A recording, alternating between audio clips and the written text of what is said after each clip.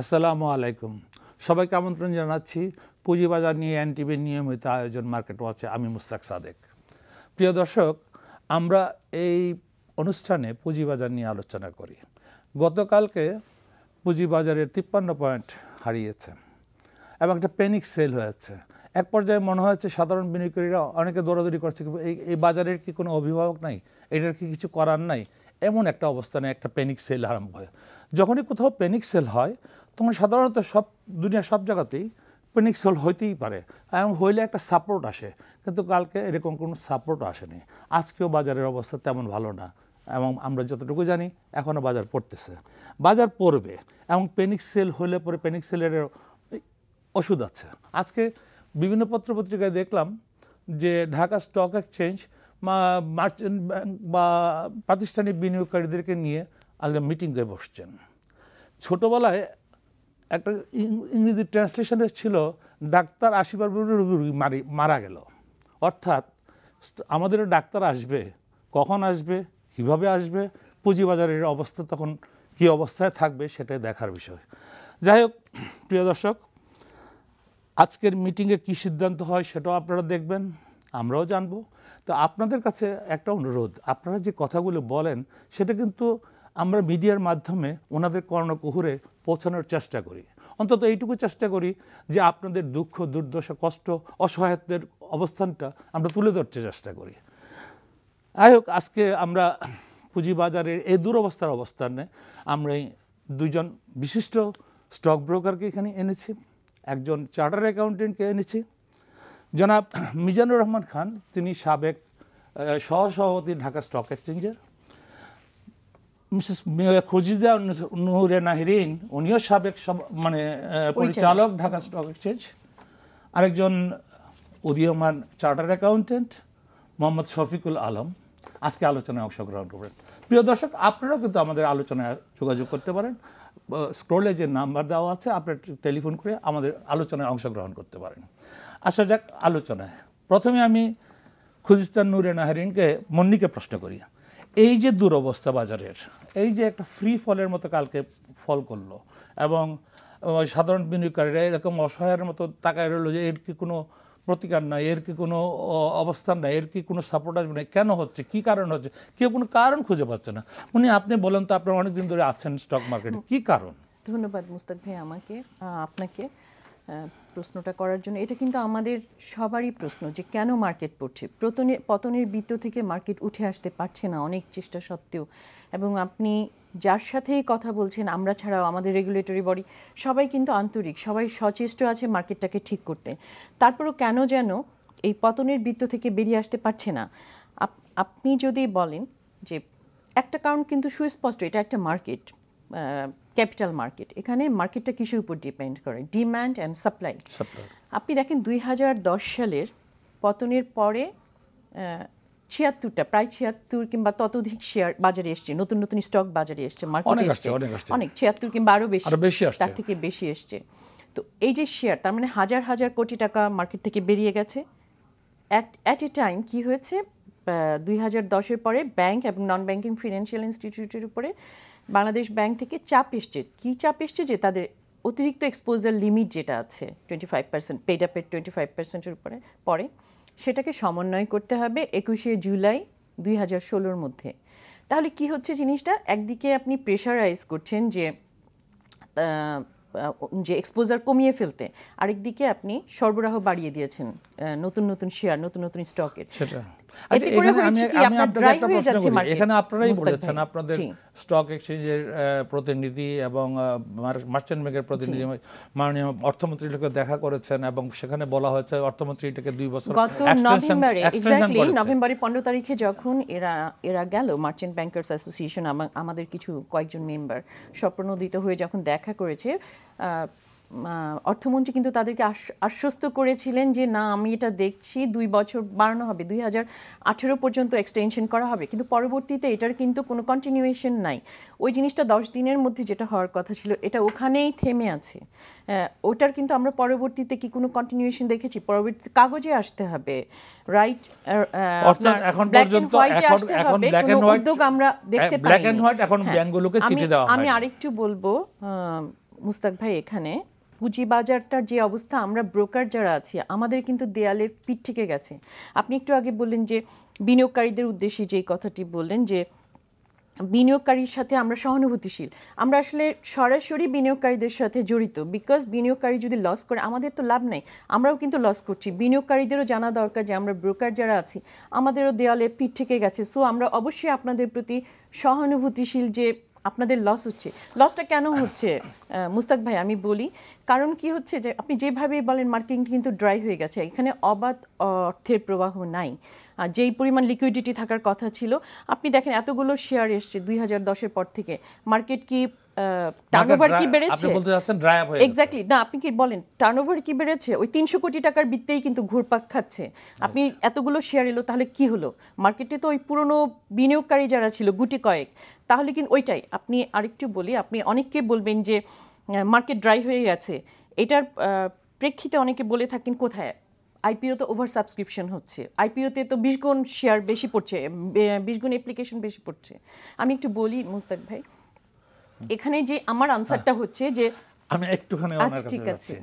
আপনি অনেক মানে স্টক এক্সচেঞ্জের সহসভাপতি ছিলেন। এই যে একটা কথা আসতেছে যে ব্রোকার হাউসগুলো বন্ধ হয়ে যাওয়ার উপক্রম হচ্ছে, ব্রোকার হাউসগুলোর তাদের নিত্যদিনের পয়সা মানে খরচটাও মানে কাভার করতে পারতেছে না যে টার্নওভার, এর উত্তরণের উপায়টা কি? আপনাদের মতে উত্তরণের উপায়টা কি? থ্যাংক ইউ মোস্তাক ভাই। আসলে আপনাকে দেখতে হবে কেন মার্কেটের এই অবস্থা, এটা আগে দেখতে হবে। বিশেষ করে এই গত কয়েকদিনে যেইভাবে মার্কেট স্লাইডিং করতেছে, মানে ফ্রি ফল করতেছে, তো এইগুলোর 3-4টা রিজন আমার কাছে মনে হয় যে এই কারণে হচ্ছে। যেমন এই কোয়ার্টার এন্ড, এই মার্চ মাস একটা ফার্স্ট কোয়ার্টার এই বছরের 2016 সালের, এইখানে কোয়ার্টার অ্যাডজাস্টমেন্ট হচ্ছে, ইনস্টিটিউশন থেকে কন্টিনিউয়াস সেল হচ্ছে গত কয়েকদিন থেকে, আপনি জানেন কি না। তাছাড়া কিছু ফরেন সেল হচ্ছে ব্লু চিপ শেয়ারে, ভালো শেয়ার তারা সেল, তারা রিজন আছে, পার্টিকুলার রিজন আছে, তারা এগুলি শেয়ার সেল করে দিচ্ছে। কারণ আমাদের যে পলিসি, এই ক্যাপিটাল মার্কেট যারা নিয়ন্ত্রণ করে বা ক্যাপিটাল মার্কেটের সাথে যেসব রেগুলেটর আছে, তাদের পলিসির কারণে সেখানে তারা ডিসহার্টেন্ড হয়ে যাচ্ছে, তারা শেয়ার সেল করতেছে। প্লাস নতুন এই যে শেয়ার, আমাদের কলিগ মুন্নি বলেছে যে এই যে নতুন শেয়ার, এই যে এই শেয়ার দেখেন, এই যে নতুন একটা শেয়ার 2-3 দিন আগে ট্রেড শুরু হচ্ছে, এটা টপ 1 নম্বর 2 নম্বরে ডেইলি থাকতেছে 4-5 দিনে। এইখানে অন্য শেয়ারগুলি বিক্রি করে এই শেয়ারটা কিনছে। এই টাকাটা কি হচ্ছে, আইপিওতে যারা 10 টাকা পেয়েছে তারা শেয়ারটা সেল করে টাকাটা নিয়ে যাচ্ছে। তাহলে কি হলো, মার্কেটে আপনার ড্রাই হয়ে যাচ্ছে, এখানে নতুন কোনো ফান্ড আসছে না কন্টিনিউয়াসলি। তো এইখানে এটা উত্তরণের জন্য আপনি বলছেন যে কি করা দরকার, এখানে আমি সত্যি কথা যদি বলি, একটা জিনিস করা দরকার, 6 মাস কিংবা 1 বছরের জন্য আইপিও আপাতত একটা ডিক্লারেশন যদি করা হয় যে আইপিও 6 মাস, আগামী 6 মাস নতুন কোনো আইপিও আসবে না। আপনার সাজেশনটা হচ্ছে যে আগামী 6 মাসে বা 1 বছরের মধ্যে কোনো নতুন করে আইপিও আসবে না, যেরকম চায়নার উদাহরণ, আপনি চায়না বা আমেরিকা যেটা হচ্ছে। আরেকটা হইতে পারে আপনার যে আরো বড় ইস্যু এখানে রয়েছে, ইকুইটি মাইনাস ইনস্টিটিউশনগুলো সেল করছে, তারা কিন্তু ক্লায়েন্টের শেয়ার সেল করছে, সেল করে তারা টাকাটা তাদের প্যারেন্ট কোম্পানিতে দিবে কিংবা ওভার এক্সপোজার আছে সেটা তারা সমন্বয় করতেছে। এইখানে আমার মনে হয় আপনার 10-15 হাজার কোটি টাকার একটা মানে ফান্ড শর্টেজ আছে মার্কেটে। এই টাকাটা যদি কোনোভাবে একটা এখানে প্রজেক্ট করে একটা স্কিমের মাধ্যমে গভর্নমেন্ট দেয়, এই মার্কেট যখন একটু বেটার হবে তখন আবার টাকাটা চলে যাবে। আসলে কনফিডেন্স নাই, মানে কি এখানে ড্রাই হয়ে যাচ্ছে। আপনি বলতে যাচ্ছেন মার্কেট একটা সাপোর্ট দরকার, বড় আকারে যে কোনো সাপোর্ট দরকার। তাই সেজন্য তো আইসিবি ছিল, আইসিবি তো সাপোর্ট দিতে পারতো। যাই হোক, আবার আসবো আপনাদের সঙ্গে। একজন চার্টার্ড অ্যাকাউন্টেন্ট সাহেবের কাছে কিছু প্রশ্ন, সেটা হচ্ছে যে আপনাদেরকে নিয়ে চার্টার্ড অ্যাকাউন্টেন্ট মানে আপনাদের যে রিপোর্ট আপনারা সার্টিফাই করেন, আমরা ধরে নেই যে ইট ইজ এ বাইবেল, এরপরে আর কোনো কিছু নাই। কিন্তু পরবর্তী পর্যায়ে সিকিউরিটি এক্সচেঞ্জে যেগুলি সাবমিট করেন বা ম্যানেজার টু ইস্যুরা যারা যেগুলি সাবমিট করে, এটা দেখা যায় কিছুদিন পরে ঠিক মানে মিলে না। মানে যে মানে কথাগুলো আপনারা বলেছেন, যে কথাগুলো অঙ্কগুলো আপনারা সাজিয়েছেন অ্যাকাউন্টসে, সেটা ঠিক না। তারপরে এই জন্য মানে আপনাদের ফাইন্যান্সিয়াল রিপোর্টিং অ্যাক্ট করা হলো, তা এখনও মানুষের আস্থা আপনাদের উপর তেমনভাবে আসেনি। এটার ব্যাপারে আপনি কি বলবেন, বা সার্বিক পরিস্থিতি নিয়ে আপনি কি বলবেন? ধন্যবাদ মোস্তাক ভাই। আপনি কিছুটা definitely I have to agree with you যে আজকে যে লিস্টিংয়ে যে কোম্পানিগুলো আসছে, মিজান ভাই যেটা বলছিলেন যে বেশ কিছু ইস্যু আসছে, বাট যদি খুব ভালো ইস্যু আসতো, যদি কর্পোরেট গভর্নেন্স আছে, রিয়েলি আমরা বিশ্বাস করি ভালো কোম্পানি, সেই ধরনের কোম্পানি আসলে কিন্তু আজকে আমাদের আপত্তির কোনো বিষয় ছিল না।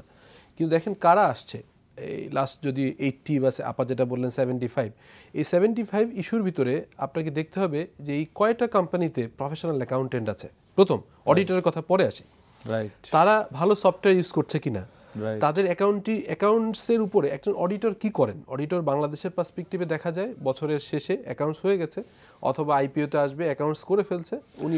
আপনার এই কথার সঙ্গে আমি 100% একমত করি যে আপনার প্রফেশনালিজম এবং বিভিন্ন যে ইস্যুগুলোতে আসছে বা অনেকগুলি কোম্পানিতে নাই, মানে ফাইন্যান্সিয়াল মানে প্রফেশন নাই। এই যে মানে এমনও আমি অ্যাকাউন্টেন্ট দেখছি, জবা খাতা লেখার অ্যাকাউন্টেন্ট আমি পেয়েছি। যাকে এখন প্রশ্নটা হচ্ছে যে এর উত্তরণ কি, এতে কি আপনাদের ফাইন্যান্সিয়াল রিপোর্টিং অ্যাক্ট কবে ইমপ্লিমেন্ট হবে? এখন যেটা হচ্ছে যে ওখানেও দেখা যাচ্ছে আমি সনদধারী অ্যাকাউন্টেন্ট, বাট একটা ছোট অর্গানাইজেশন বা যারা অত কর্পোরেট গভর্নেন্সের নাই, তারা একজন নর্মাল অ্যাকাউন্টিংয়ে পড়ে আসছে, অনার্স মাস্টার্স অথবা হিস্ট্রি পড়া লোকও আছেন, তাদের কি আপনি কিভাবে অ্যাকাউন্ট, আমি ওখানে কিন্তু দেখা যাচ্ছে অ্যাকাউন্টেন্টদেরকে আবারও আপনি আনছেন, বাট সব জায়গায় তো অ্যাকাউন্টেন্ট নাই। সো আমার বিশ্বাস যে এসএসসির যে এই ক্রাইটেরিয়াগুলো আছে এখানে কেন নয়, আজকে বাংলাদেশ ব্যাংক থেকে আছে যে ব্যাংকের ইন্টারনাল কন্ট্রোল যে টিমটা আছে এখানে must B A qualified accountant. So আমি কেন বলছি না যেসব ইস্যু আসছে, যেসব কোম্পানি আসার পাইপলাইনে আছে, তাদের এখানে কর্পোরেট গভর্নেন্স আছে কিনা, তাদের এখানে চার্টার অ্যাকাউন্টেন্ট আছে কিনা, তাদের এখানে ম্যানেজমেন্ট অ্যাকাউন্টেন্ট আছে কিনা সার্টিফাইড। এটা কিন্তু সিকিউরিটি এক্সচেঞ্জ এখন থেকে দেখে, কিন্তু দেখার পরে আপনাকে হায়ার করে নিলাম, আমি নিয়ে 2 মাসের জন্য আমি দেখাই দিলাম যে ইজ বাই কর্পোরেট, এতে আমার ফাইন্যান্সিয়াল অ্যাকাউন্ট সে দেখে, তারপর 2 মাস পরে আপনাকে এত টাকা দিয়ে রাখবো না, আমি আমার বিএসসি অ্যাকাউন্টেন্টই যথেষ্ট, এই তো করা হচ্ছে তাই। সেখানে আমাদের একটা ইথিক্সের ব্যাপার আছে, উই আর কমিটেড, আমাদের একটা কোড অফ ইথিক্স আছে। সো সিএন ইনস্টিটিউটের প্রোগ্রামে, আইসিএম ইনস্টিটিউটের প্রোগ্রামে যেহেতু আমি 2টা ইনস্টিটিউট মেম্বার, আমরা জয়েন করি সব মিটিংগুলোতে, আমরা কিন্তু আগের যে কোনো সময়ের থেকে সিরিয়াস, আমরা কিন্তু নিজেদের ভিতরে গোছানোর যে চিন্তা, কারণ এফআরএ হয়ে গেছে, এফআরসি এখনও কিন্তু করতে পারলাম না, এটা আমাদের বাংলাদেশের একটা সমস্যা। যথেষ্ট ল আছে, অনেক আইন তৈরি হয়, আইনের অ্যাপ্লিকেবিলিটি খুব কম, কিভাবে অ্যাপ্লিকেশন হবে বুঝতে পারছি। দেখা যাক, আমরা ভবিষ্যতে আশা রইলাম। মিজান ভাই, আপনার সঙ্গে আমি আরেকটু শেয়ার করতে চাই যে আজকে পত্রপত্রিকায় দেখলাম যে ঢাকা স্টক এক্সচেঞ্জ মানে প্রাতিষ্ঠানিক বিনিয়োগকারী যারা টপ 10-30-তে আছে, তাদের মোটামুটি তো প্রাতিষ্ঠানিকরাই টপে থাকেন, এখন তাদেরকে নিয়ে আলোচনায় বসবে। তো এটা কি মার্কেটের জন্য একটা সুরাহা হয়ে যাবে মনে করেন? না, সুরাহা বিষয়টা অনেক কঠিন বিষয়। এটা এখন তো চেষ্টা করতে হবে আসলে এই যে ফ্রি ফল হচ্ছে কেন হচ্ছে, এই জিনিসটা জানার জন্যই, কেন তারা সেল করছে এইভাবে শেয়ার, বা কি পরিমাণ শেয়ার সেল হবে বা কি করণীয়। সেলটা তো আমি করছি না বা নিয়ে করছে না, করতেছে তো তারা করতেছে, তাদের কাছে সাধারণ বিনিয়োগকারীদের শেয়ারগুলো গচ্ছিত আছে এবং তারাই তো বিক্রি করতেছে এবং তারাই তো বাজারটাকে এই অবস্থায় নিয়ে আসছে। না, আপনি জানেন যে তাদের এই যে জোন পর্যন্ত একটা এম্বার্গো আছে, যে তাদের অ্যাডজাস্টমেন্ট করতে হবে। এই যে এটা টাইম বাড়ানোর জন্য মাননীয় অর্থমন্ত্রী যেই কমিটমেন্ট করেছিল বা আমরা শুনতে পেরেছি যে বাংলাদেশ ব্যাংক ওইটাকে উনি ইনস্ট্রাকশন দিয়েছে, রিকোয়েস্ট পাঠিয়েছে, কিন্তু বাংলাদেশ ব্যাংকের ওই একটা স্ক্যামের কারণে হয়তো নতুন গভর্নর হয়েছে, টপ ম্যানেজমেন্টে চেঞ্জ হয়েছে, এইটা বোধহয় একেবারে 24 ঘন্টা 48 ঘন্টার মধ্যে এটা করা দরকার, অথবা এই আপনি দেখেন ব্যাপক আরও সেল হবে। আপনি কি মনে করেন 2-3 হাজার কোটি টাকা যদি সেল আসে উইদিন 2-3 মান্থস, তো এই লোডটা এই মার্কেট নিতে পারবে? আমি একটু মুন্নির কাছে শুনে নিই। এই যে অবস্থানটা দাঁড়াইছে, উনি যেটা বললো, বা যারাদেরকে নিয়ে আজকে মিটিং করতেছেন, ওনারা তো বলবেন যে আমাদের কোনো ওয়ে নাই, আমরা 30 তারিখের মধ্যে বা আগামী 2 মাসের মধ্যে আমাদেরকে অ্যাডজাস্ট করতে হবে, বিধায় আমরা সেল করতেছি। এই চিঠিটা যে মানে মার্চেন্ট ব্যাংক বলেন এবং রকিবুর রহমান সাহেবও দেখা করেছেন, সাইদুর রহমান সাহেবও দেখা করেছেন, দেখা করে ওনারা আশ্বস্ত করেছেন সাধারণ বিনিয়োগকারীদেরকে, সাধারণ মানুষদেরকে। আমি এই টিভি টক শোতে শুনেছি ওনারা বলেছেন যে আমাদেরকে বলেছে যে এক্সটেনশন হবে এবং চিঠিটা যাওয়ার জন্য সেক্রেটারিকে বলেছে। আজ অব্দি যে চিঠিটা যদি আসতো অন্তত পক্ষে তো আজকে বলতে পারতো যে আমরা এক্সটেন্ড করেছি। আসলে মুস্তাক ভাই, আমরা তো আমাদের অভিভাবক কিন্তু অর্থমন্ত্রীকেই মনে করি, সে কিন্তু সাধারণ কোনো মানুষ নয়, আমাদের অভিভাবক। তার একটা কথা কিন্তু অনেক বেশি অর্থবহুল এবং অনেক বেশি ভারী। ওনার কথার আশ্বাসের উপরে কিন্তু মার্কেট অনেকখানি আপ হয়েছিল, আপ ট্রেন্ড আমরা দেখেছিলাম। তারপরে যেহেতু এটার কোনো কার্যকরিতা নাই, তারপরে কিন্তু তার কারণে কিন্তু মার্কেটটা আবার ফল করছে। বিকজ এখন পর্যন্ত আপনি দেখেছেন জুলাই মাসে ওদেরকে সমন্বয় করতে হবে, এটা কিন্তু মার্চ মাস চলে এসছে, কিন্তু এখন পর্যন্ত আমরা পদক্ষেপ দেখি নাই। উপরন্তু কি যোগ হয়েছে যে ওই যে স্ক্যাম 800 কোটি টাকার একটা সাইবার ক্রাইমের কথা এসছে, যার কারণে বিনিয়োগকারীরা কিন্তু প্যানিক হয়ে গেছে, আস্থাহীনতায় ভুগছে তারা সাংঘাতিকভাবে। আরেকটা যেটা আমি বলি মুস্তাক ভাই, আমি যেই কথাটা বলছিলাম একটু আগে যে ওভার সাবস্ক্রিপশনের ব্যাপারে, আমার মনে হয় এই কথাটা বলা বড় জরুরি। সবসময় আমরা যদি বলি যে এখন এত নতুন আইপিও আসছে, তখন আমাদেরকে যেটা বলা হয় যে ওভার সাবস্ক্রাইব হচ্ছে, প্রত্যেকটা আইপিওতে 10 গুণ কিংবা 20 গুণ কিংবা 15 গুণ এরকম করে অ্যাপ্লিকেশন করছে। আমার যুক্তিটা হচ্ছে যে আপনিও জানেন, আমরা যারা মার্কেটের লোক আমরা জানি যে আমাদের 33 লাখ বিনিয়োগকারী আছে কাগজে কলমে, কিন্তু আপনি সেকেন্ডারি মার্কেটে যদি দেখেন ওই 4 থেকে 5 লাখ বিনিয়োগকারী কিন্তু রেগুলার বেসিসে ট্রেড করছে। যারা আইপিওতে বিনিয়োগ করছে তারা কিন্তু লটারিতে শেয়ারটা পেয়ে তারা সেল করে চলে যাচ্ছে, তখন কিন্তু এটা আমি শফিকুল আলম সাহেবের কাছে জানতে চাচ্ছি, এই যে আইপিও নিয়ে এত কিছু হচ্ছে, আইপিও ফ্লাট করে দিচ্ছে, আইপিও সমস্ত টাকা সাক করে নিয়ে গেছে বাজার থেকে, আপনি কি মনে করেন এটার ব্যাপারে? আপনাদের বক্তব্য? আমার বক্তব্য হচ্ছে যে আমি আইপিওর বিপক্ষে নয়, কিন্তু সিচুয়েশন কখন, আজকে যখন 2009, 8, 9, 10 যখন মার্কেটে ডিপ ছিল, যখন ট্রেড হতো, ক্যাপিটালাইজেশন বেশি ছিল, তখন দরকার ছিল বেশ কিছু ভালো ইস্যুর। সেই উদ্যোগটা তখন ওইভাবে আমাদের চোখে পড়ে নাই। আমরা গভর্নমেন্টের ইনস্টিটিউশনগুলো আসার কথা ছিল, মোবাইল ফোন কোম্পানিগুলো আসার কথা ছিল, খুব বেশি উদ্যোগ আমরা দেখিনি। উদ্যোগটা কখন দেখলাম? 2010-এর ধসের পরে।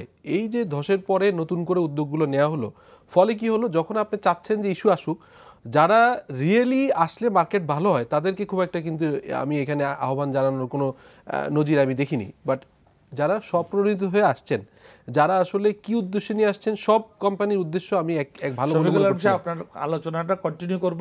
আমার একজন দর্শক অনেকক্ষণ ধরে অপেক্ষা করছেন একটা টেলিফোন নিয়ে। প্রিয় দর্শক, আপনার নামটি বলে প্রশ্নটি করুন। জি, আসসালামু আলাইকুম। ওয়ালাইকুম আসসালাম। জি মুস্তাক ভাই, আপনারা তো মার্কেট ভালো করার জন্য এই পর্যন্ত অনেক উদ্যোগ নিয়েছেন। আচ্ছা, আমি একটু জাস্ট প্রশ্ন করতে চাচ্ছিলাম, এত যখন উদ্যোগ নিয়েছেন, এমন একটা উদ্যোগ নেন যাতে মার্কেটটাই বন্ধ হয়ে যায়, তাহলে আমরা বেঁচে যাই।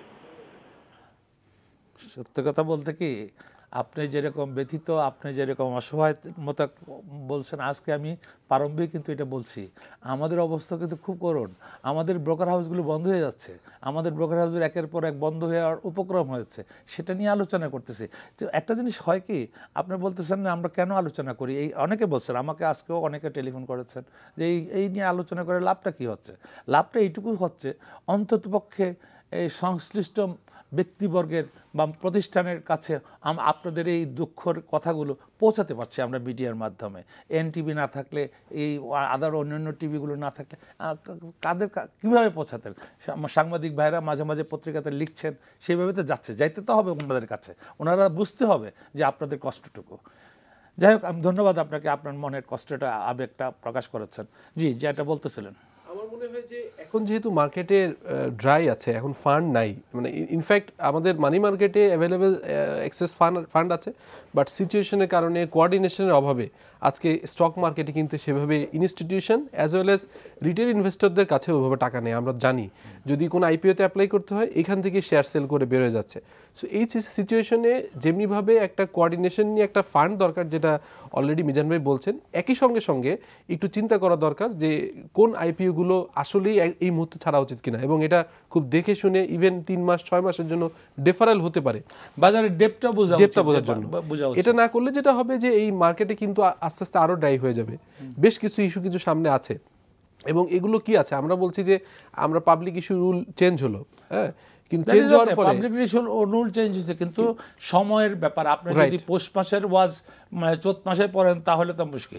আর এখন যে বাজারের অবস্থা, সিচুয়েশন, এখন যে সিচুয়েশন, যে সিচুয়েশনটা মুন্নি বললো, যে সিচুয়েশনটা মিজান সাহেব বললো, তো আমি একটু আসবো এই আলোচনাটা যখন তুলছেন আমি আসবো। তো আমাকে একটু ছোট ব্রেক, আজানের ব্রেকে যেতে হচ্ছে। আলোচনাটা শুরু করেছিলাম আপনি যেটা আলোচনা করতেছিলেন আইপিও এবং বিভিন্ন মার্কেটের এই সিচুয়েশন নিয়ে। আপনি শুরু করলে আমরা তিনজন আবার শেয়ার করবো। লজিক্যালি একজন আমরা ইকোনমিক্স বুঝি, আমরা ফাইন্যান্স বুঝি, এখানে আমরা বলা ঠিক হবে না যে আইপিও আসবে না, কিন্তু সময়টা অত্যন্ত খারাপ এখন, যেহেতু মার্কেটে আসলেই আমি যে কথাটা বলছি পৌষ মাসেরটা মাঘ মাসে। জি, তো সেক্ষেত্রে মার্কেটের ড্রাইনেস দূর করার জন্য ফান্ডিং যেমনি দরকার, উনি মিজান ভাই বলছিলেন যে একটা স্পেশাল ফান্ড করে হোক, যে কোনোভাবেই লিকুইডিটি বাড়ানো দরকার, এবং এই লিকুইডিটি যতক্ষণ পর্যন্ত বাড়ছে না ততক্ষণ পর্যন্ত ডেফারেল করতেই হবে। ফান্ডিং এর ব্যাপারে কিন্তু অনেক আলোচনা হয়। আমি যতটুকু জানি সমস্ত মিডিয়াতে একটা কথাই লিকুইডিটি নয়, বাজারে ফান্ড দরকার। এবং এই ফান্ডটা সরকার তো বাড়ি বাড়ি গিয়ে দিয়ে আসবে না, ফান্ড দেওয়ার একটা সিস্টেম আছে। যেমন সরকারি প্রতিষ্ঠান আছে আইসিবিকে একটা ফান্ড দিতে পারে।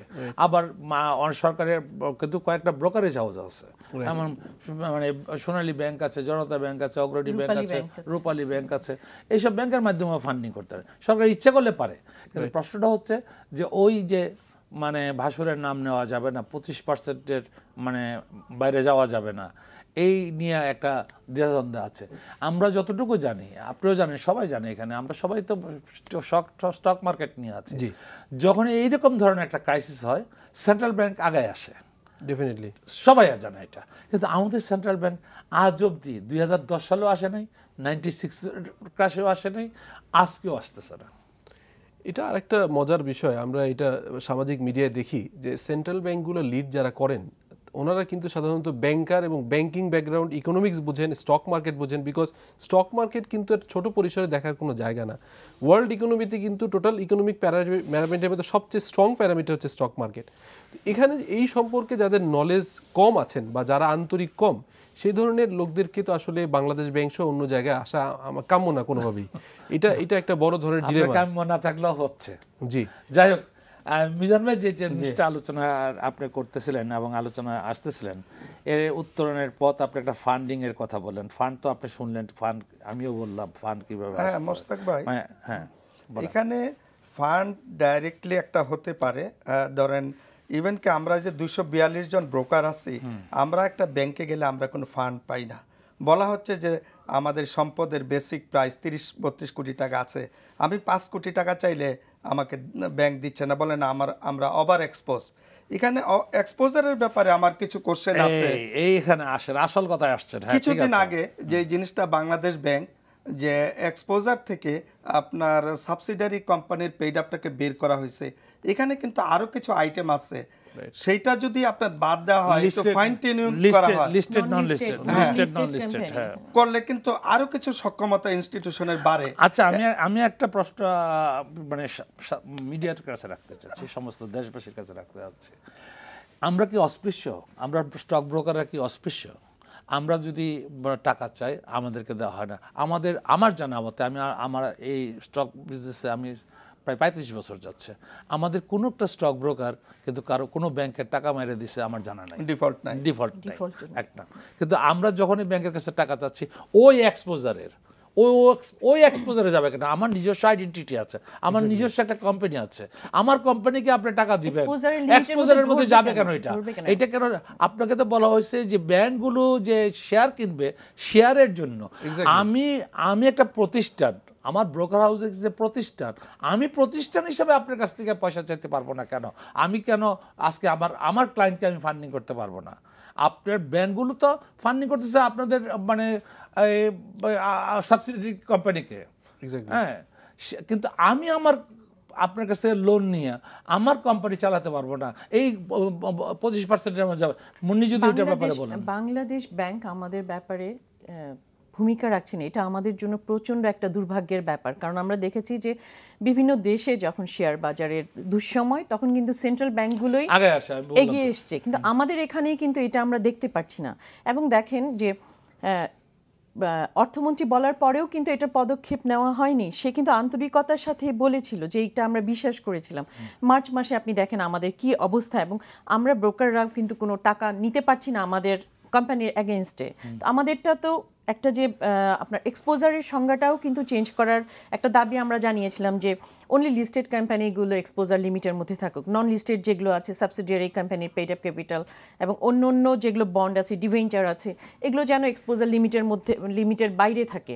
এবং আরও একটা দুঃখজনক ব্যাপার দেখেন, এখানে কিন্তু রেগুলার আমরা দেখছি যে অলস টাকার পাহাড়, আপনি সেন্ট্রাল ব্যাংকে বলেন অন্য অন্য ব্যাংকে কিন্তু অলস টাকার পাহাড় জমেছে, যেটার কারণে আপনার ফিক্সড ডিপোজিট রেট কমে গেছে এবং লোন নিচ্ছে না মানুষরা। অথচ এই টাকাগুলো কিন্তু শেয়ার বাজারে তারা দিতে পারে, কারণ শেয়ার বাজার তো কোনো কোম্পানির এগেনস্টেই দিচ্ছে, কোনো কাজেই দিচ্ছে। আমার মনে হয় যে এখন একটা সময় এসছে যেটা এটা পুনর্বিবেচনা করতে পারে যে এক্সপোজার লিমিটটা আসলে কতখানি হওয়া উচিত। এটাই সময়, প্রপার টাইম এটা। মিজান ভাই, আমি মুনির সঙ্গে ট্রেনে আনতেছি কথাটা। আমরা ব্রোকার হাউসগুলো যখন টাকা চাই তখন বলে যে এক্সপোজারের মধ্যে চলে আসছে। হয়রাজ আমি মুশতাক ব্যক্তি মুশতাকরে আমার ব্যাংকের এমডি বলছে, মুশতাক ভাই আপনার 10 কোটি টাকা চান, আমি 10 কোটি টাকা দিচ্ছি, কিন্তু আপনার প্রতিষ্ঠানকে দেব না। তা আমি ব্যক্তি মুশতাক আর আমার প্রতিষ্ঠানের মধ্যে তফাৎটা কি? তফাৎটা হলো এই, আমি মুশতাক অন্য কোনো ব্যবসা করে দেখা নিতে হবে। শেয়ার শব্দটা নিলে পরে শেয়ার ব্রোকার হইলে আমাকে পয়সা দিবে না। এর জন্য আপনারা যখন ছিলেন বা আসবেন বা আছেন নেতৃত্বে, আপনারা এটা নিয়ে কোনো কিছু না মোশতাক ভাই, এটা আমরা একবার চেষ্টা করেছিলাম। আপনার অনেক ব্রোকার, আপনার সিটি ব্যাংকে তার মেইন অ্যাকাউন্ট, তারা বলছিল যে তারা 4-5 কোটি টাকা করে দিবে, কিন্তু যখন অনেক মানে বাড়ি ঘর সব কিছু দিয়েও কাগজপত্র দিয়েছে, প্রপার্টি যা ছিল দিয়েছে, তারপরে ফাইনালি বলল যে না আমরা তো ওভার এক্সপোজড। এখন ওভার এক্সপোজড যে কথাটা, এইটাকে এই সংজ্ঞাটাকে আসলে ফাইন টিউনিং করা দরকার মনিটারি পলিসিতে। কারণ কিছুদিন আগে যেইভাবে করছে আপনার, এইভাবে আরও 2-3টা আইটেম বাদ দিলে তাদের সক্ষমতা বাড়বে। আপনার কিছুদিন আগে বাংলাদেশ ব্যাংক থেকে বলা হয়েছে, যখন টাইমটা বাড়ানোর কথা উঠছিল তখন বলছিল যে না প্রায় সবগুলি কোম্পানিরই হয়ে গেছে, 2-4টা কোম্পানি ওভার এক্সপোজ। আসলে লেভেল হইলেও তো তারা শেয়ার বাই করতে পারবে না, তাদেরকে তার সক্ষমতা, তার আন্ডার ক্যাপাসিটিতে থাকতে হবে। তো কাজে সেইটা করতে হবে, সেটা ইমিডিয়েটলি। হোয়াই নট 48 ঘন্টা, 3 দিন, 7 দিনের মধ্যে এটা হওয়া দরকার।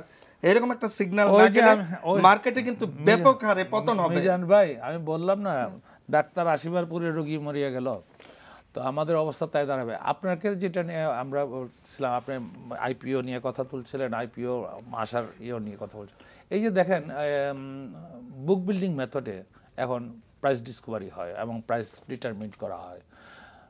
আমার যতটুকু জানা আছে আগামী মাসের মধ্যে বোধহয় 2টা ইস্যু আসতেছে বুক বিল্ডিং মেথডে, আপনি বোধহয় জানেন সেটা। এক্স্যাক্টলি, এই ব্যাপারে যদি কিছু বলেন। দেখুন, বাংলাদেশে এটা দুর্ভাগ্য যে বুক বিল্ডিং যে মেথডটা, উদ্দেশ্যটা যদি আমরা দেখতে চেষ্টা করি যে এটা একটা ওপেন ইকোনমি হওয়া দরকার ছিল, ডিমান্ড সাপ্লাই অনুযায়ী হওয়ার কথা ছিল। বাংলাদেশের যেটা হওয়ার কথা মোস্ট অফ দ্য কেস তাই হয় না। এখানে যেটা হচ্ছে যে কেউ বুক বিল্ডিংয়ে নিচ্ছে এই জন্যই যে ইস্যুয়ার উনি ওনার প্রভাব, ওনার যোগাযোগ ইউজ করবেন, করে এটাকে একটা এমন প্রাইসে নেবেন যাতে করে আসলে বেসিক্যালি ঢোকার সময় ওভার প্রাইস থাকে। এবং পরবর্তীকালে দেখেন লাস্ট যে 70-80টা যাই বলেন না কেন, যে প্রাইসে সেল হয়েছে, ইনিশিয়াল কয়েকদিন হয়তো ভালো প্রাইস গেছে, তারপরে কি অবস্থা, যে প্রাইসে ইস্যু হয়েছে তার নিচে আছে এরকম শেয়ার সংখ্যা যথেষ্ট আছে।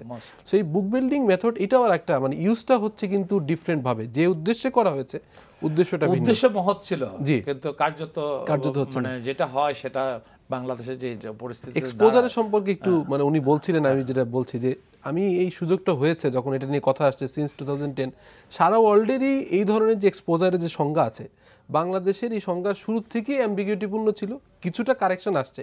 স্টিল আমরা যখন ইনভেস্ট করি তখন কিন্তু যে টাকায় কিনি 10 টাকার শেয়ার, এটা স্বাভাবিকভাবে বাজারের গতিতে 15 টাকা 20 টাকা হবেই।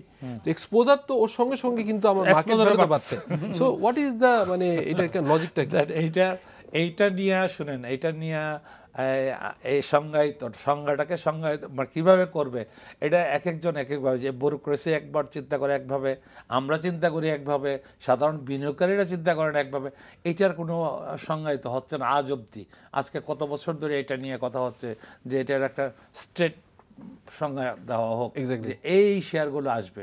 আপনি যে কথাটা বললেন এক্স্যাক্টলি ইউ আর রাইট। এবং আরেকটা কথা একটু বলি যে আপনি অ্যাজ এ বিজনেসম্যান আপনি দেখেন একটা ব্যাংকের স্টক মার্কেটে ডাইরেক্ট ইনভেস্টমেন্ট আছে কিনা অথবা স্টক মার্কেটের সাথে ট্রেডিংয়ের জন্য লোনটা যাচ্ছে কিনা। আপনি একজন বিজনেসম্যান, আপনার একটা ব্রোকারেজ হাউস আছে, ব্রোকারেজ হাউসকে আপনার মনে করার কোনো কারণ নেই যে আনপ্রোডাক্টিভ খাত, because stock market is the most productive খাত। সেখানে সাপোর্ট দিচ্ছেন আপনি, you are the market maker media. তো সেখানে যখন আপনি ব্যাংক ফাইন্যান্স চাইবেন সেটা এক্সপোজারে যাওয়াটা কতটুকু যৌক্তিক, এটা নিয়েও আমার একটা কোশ্চেন আছে। বললাম না আমরা মানে এত মানে বিনিয়োগকারী যেমন অসহায়ের কথা বললো, আমরা আমাদের অসহায়ের কথা কোথায় বলবো? যাই হোক, মুন্নি ম্যাডাম কিছু বলেন। না, আমি শুনছিলাম এতক্ষণ, আসলে এটা আমাদের জন্য সাংঘাতিক একটা দুঃসময়। বিনিয়োগকারীরা দেখেন মনের কষ্ট থেকে কিন্তু তারা চাইছে যে ব্রোকারেজ হাউসগুলো বন্ধ হয়ে যাক। এটা কিন্তু তাদের অভিমানের কথা, কষ্টের কথা। হচ্ছে তো আস্তে আস্তে হয়ে যাচ্ছে না মানে কি করবে না, এক্স্যাক্টলি আপনিও একটু আগে বলছিলেন যে ব্রোকারেজ হাউসগুলো বন্ধ হয়ে যাচ্ছে। আপনি দেখেন আমাদের হাউসগুলোতে কত ভালো ভালো ছেলে মেয়ে, কোয়ালিফাইড ছেলেমেয়েরা কাজ করছে। আমি জানি যে কত, আপনিও নিশ্চয়ই ছাঁটাই করেছেন, মিজান ভাই করেছে, আমি করেছি, কত এডুকেটেড ছেলে মেয়ে কিন্তু বেকার হয়ে যাচ্ছে, বেকার হতে বাধ্য হচ্ছে। এবং আমরা এখন চিন্তা করছি যে আমরা কি করে চালাবো। বিনিয়োগকারীদের সাথে সাথে আমাদেরও দেয়ালে পিঠ থেকে যাচ্ছে। আমি যেটা বলছিলাম, উনি যেটা বলছিল যে বুক বিল্ডিংয়ের মাধ্যমে বেশি প্রিমিয়াম নিয়ে বাজারে আসছে। আমরা একটা শেয়ারের কথা জানি যেটা কিছুদিন আগে বাজারে এসছে, এটা কিন্তু বিএসসি 60 টাকার উপরে দিতে চায়নি, অনেকদিন আটকে ছিল। ওই শেয়ারটাই কিন্তু আমরা অনেকে 25 টাকা বেশি, 85 টাকা দিয়ে নিয়েছিলেন। 25 টাকা বেশি করে আমরা কিনেছি। এটা আপনি কি বলবেন বলেন? এটার মধ্যে তো আমরাই আছি, আমরাই এই তো কিনেছি। উনি বললো তো যে স্পন্সর এবং ইওর মধ্যে সম্পর্কের উপর ডিপেন্ড করে। মেথডটা ত্রুটিপূর্ণ, এটা উনি বলেছেন না এক্স্যাক্টলি, আমি ওনারটাই শুনছিলাম। একটু আগে যে কথা হচ্ছিল এই এক্সপোজার 25%, আপনার ইন্ডিয়াতে কিন্তু 40% পর্যন্ত তারা ব্যাংক এবং ইনস্টিটিউশনগুলো তার পেইড আপের 40% পর্যন্ত ক্যাপিটাল মার্কেটে ইনভেস্ট করতে পারে। এইটাও যদি একটু বাড়ায় 25 থেকে 40 বাড়ানো, আপনি এইটা আপনি আপনার সারা পৃথিবী যদি উদাহরণ দেখায়, আমি যদি না চাই, আমার যদি নেগেটিভ অ্যাটিটিউড থাকে টুয়ার্ডস স্টক মার্কেট, আমাকে যত কিছু দেখান না কেন আমি এটা দেখতে চাই না। আমি একটা কথা আমি সংযোজন করি, এক মিনিট আমি একটা কথা বলি। 2010-এ মার্চেন্ট ব্যাংক এবং ব্যাংকগুলো তাদের এক্সপোজার কিন্তু অনেক বাড়িয়েছিল শেয়ার বাজারে, এবং তখন যখন মার্কেটটা বুলিশ, রেগুলেটররা তখন চুপচাপ ছিল, বসে বসে দেখছে। বুলিশ মার্কেট ছিল তখন একটা জিনিস খুব দুঃখজনক এবং কষ্টদায়ক, আমাদের এই ছেলে মেয়েগুলো, কেউ এমবিএ বিবিএ করার ছেলে মেয়ে, সবগুলো তো শিক্ষিত ছেলে মেয়ে আমাদের হাউসে, যাদের হাউসে সবাই মানে মাস্টার্স বা মিনিমাম তো বিবিএ আছে, কস্ট অ্যাকাউন্টেন্ট আছে। এই ছেলে মেয়েগুলোকে আমরা 6 মাস বছরে ট্রেন আপ করে যোগ্য করে তুলে আমাদের মানে ইয়ে করার জন্য, সেই ছেলে মেয়েগুলোকে যখন আমাদের ছাঁটাই করতে হয় বা আমাদের বিদায় করতে হয়, সত্যি আমাদের কষ্টদায়ক। এবং এই ছেলে মেয়েগুলো হাজার হাজার ছেলে মেয়ে, এগুলি কোথায় গিয়ে দাঁড়াবে? আপনি দেখেন 10 বছর 5 বছর চাকরি করার পরে একটা লোকের যদি চাকরি না থাকে বাংলাদেশে, আমাদের একজন নেতা, আমাদের মানে লালি ভাই টেলিফোনে আছেন। লালি ভাই, আপনার প্রশ্নটা করেন। অনুষ্ঠান খুব সুন্দর হচ্ছে। আসসালামু আলাইকুম। ওয়ালাইকুম আসসালাম। আর যে জিনিসটা অ্যাকচুয়ালি আপনারা আলাপ করছেন সেটা বাংলাদেশ ব্যাংকের ক্যাপিটাল মার্কেট এক্সপোজারের ডেফিনিশনটা ফিক্স করতে হবে, এবং ডেফিনিশনটা ফিক্স না করা পর্যন্ত আপনারা যে আলোচনাটা করেছেন যে ব্রোকাররা কিংবা ডিলাররা ব্যাংক থেকে পাচ্ছে না টাকা, আপনি জানেন যে কয়েক বছর আগে প্রত্যেকটা ব্রোকারকে 3 কোটি টাকা করে দেবার জন্য বাংলাদেশ ব্যাংকের একটা সার্কুলার হয়েছিল, এবং প্রত্যেকটা ব্যাংকে সেই সার্কুলার আছে এখনো, ইটস ভ্যালিড। বাট কেউ দিচ্ছে না লালি ভাই, কেউ দিচ্ছে না। ওই সার্কুলার আছে কিন্তু কেউ দিচ্ছে না। এক্স্যাক্টলি আমরা সে ব্যাপারে কাজ করছি, যে এটা ডেফিনেশনের জন্য আমরা কাজ করছি, আপনিও জানেন। বাট আমার মানে খুব পরিতাপের বিষয় যে জায়গাটা, খুব দুঃখের বিষয় যে জায়গাটা, সেটা হলো দেখেন আজকের অনুষ্ঠানে আপনারা 3 জনই ব্রোকার অ্যাসোসিয়েশনের বোর্ডের মেম্বার। এই জিনিসটা তো আপনাদের অ্যাসোসিয়েশনের থেকে মুভমেন্ট হওয়া উচিত, রীতিমতো একটা মুভমেন্ট হওয়া উচিত। ইট ইজ ভেরি আনফরচুনেট, খুবই দুঃখের বিষয় যে আপনাদের অ্যাসোসিয়েশন থেকে, আমাদের অ্যাসোসিয়েশন, আপনারা তিনজনই বোর্ডে আছেন, এই ব্যাপারটা নিয়ে কোনো মুভমেন্ট কেন করছেন না? এইটাই আমার প্রশ্ন আপনাদের তিনজনের কাছে, যে আজ অবধি কোন রকমের আপনাদের এই ব্যাপারে আলোচনা হয়েছে? যদি আপনাদের অ্যাসোসিয়েশনই নেগেটিভ থাকে তাইলে ইনভেস্টরদেরকে আমরা কি বলবো? তো এই জায়গাটা একটু আপনারা যদি বলেন আমাদের। লালি ভাই ধন্যবাদ লালি ভাই আমাদের উপদেশ দেওয়ার জন্য। এবং একটা জিনিস বলি লালি ভাই, আগামীকালকে আমাদের ব্রোকার্স অ্যাসোসিয়েশনের মিটিং আছে, হ্যাঁ, এবং সেখানে আপনি যে কথাগুলি বলছেন সেই করে অনেকের ক্ষোভের কথা কালকে আলোচনা হবে। যাই হোক, আমি লালি ভাই আপনাকে ধন্যবাদ যে আপনি অনেকগুলি কথা বলেছেন। বাংলাদেশ ব্যাংকের যে আমাদেরকে টাকা 3 কোটি টাকা দেওয়ার কথা বহু বছর আগের এক সার্কুলার, আজ অবধি তারা ইমপ্লিমেন্ট করে নাই, এবং ব্যাংক দিতে চাইলেও বাংলাদেশ ব্যাংকের ওই এক্সপোজারে নিয়ে আসে। এক্সপোজারের সংজ্ঞাটা আপনিও জানেন, আপনিও কাজ করছেন, আমিও কাজ করছি, রকিব সাহেবও কাজ করছেন, এবং সম্মিলিতভাবে যদি আমরা এই কাজটা করি যে সংজ্ঞা নির্ধারণ করো যে কি কি তোমরা এক্সপোজারে ধরবা, কি কি ধরবা না, তাহলে কিন্তু আমাদের, আপনি যে বললেন এক্সপোজার বাড়াতে হবে, আমাদের বাড়ানোর দরকার নাই, এমনি হয়ে যাবে যদি সংজ্ঞায়িত হয় ঠিক মতো যে লিস্টেড কোম্পানির শেয়ারগুলো শুধু আসবে। তুমি কাকে কত টাকা দিছো, তুমি ওই কোম্পানিকে যে টাকা নিয়ে শেয়ার মানে ওই কোলেটারে রাখছো সেটাকেও তুমি এক্সপোজারে ধরতেছো, তাহলে তো অন্যটাই হবে না।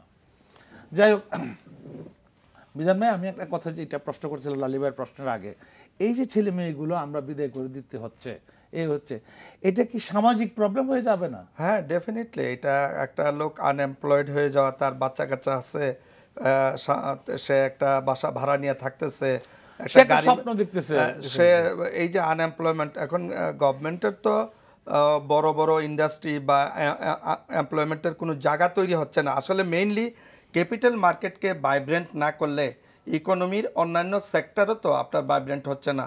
আপনি রিয়েল স্টেট দেখেন, রিয়েল স্টেটের অবস্থা অত্যন্ত খারাপ। তারপরে বড় বড় কোনো ইন্ডাস্ট্রি হচ্ছে না, আপনার প্রাইভেট সেক্টরের গ্রোথ নাই। আপনার গত 5-6 বছর থেকে আপনার দেখেন 20-21% প্রাইভেট সেক্টরের মানে গ্রোথ, এখানে মানে প্রাইভেট সেক্টরের ইনভেস্টমেন্ট আর কি টোটাল ক্যাপিটালাইজেশনের, তো সেখানে তো গ্রোথ নাই। আপনার শুধু গভর্নমেন্ট সেক্টরের আপনার 2-3% গ্রোথ হয়েছে। আপনার টোটাল ইকোনমি যদি আপনার জিডিপি গ্রোথ বাড়াইতে চান, 6.5 করতে চান, 7 করতে চান, তাহলে তো আপনার প্রাইভেট সেক্টর ইনভেস্টমেন্ট লাগবে, বড় বড় ইন্ডাস্ট্রি করতে হবে। আর বড় বড় ইন্ডাস্ট্রির জন্য আপনার আসতে হবে ক্যাপিটাল মার্কেটে।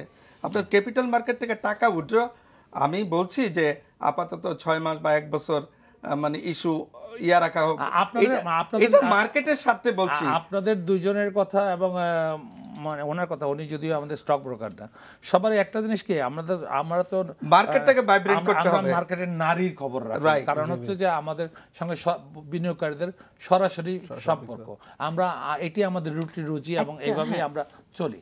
তো আমাদের অবস্থানটা এটাই যে এই মুহূর্তে মার্কেটের লিকুইডিটির সিরিয়াস ক্রাইসিস।